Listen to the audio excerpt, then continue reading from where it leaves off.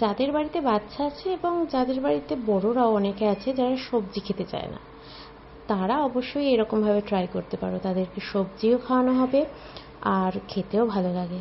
কাঁঠালের বীজ আর ঘরে থাকা সব রকম সবজি দিয়ে এটা রান্না করে নেও।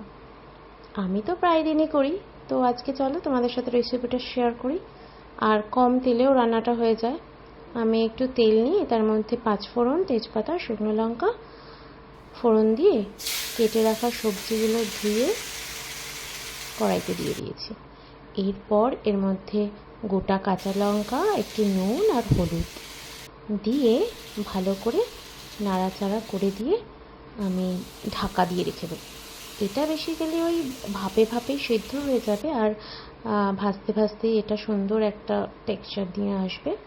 তো দেখো আমি কিন্তু এক ফোঁটাও জল দিইনি, কতটা জল বেরিয়েছে। আর প্রথমের দিকে কুমড়ো দিলে কুমড়োটা গলে যায়, তাই জন্য আমি একটু পরেই দিলাম। একবার ঢাকা উল্টিয়ে নিয়ে তারপরে কুমড়োটা দিয়ে দিয়েছি। ব্যাস, এইভাবেই নাড়তে হবে। এবার নামানোর আগে একটু মিষ্টিও দিয়ে নিলাম। দেখো কি সুন্দর সেদ্ধ হয়ে গেছে আর জল ছাড়াই বেশ শুকনো শুকনো হয়।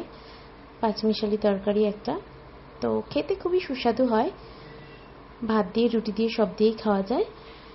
তো রেসিপিটা ভালো লাগলে অবশ্যই একটা লাইক করো আর সবাই সুস্থ থেকো, হেলদি থেকো।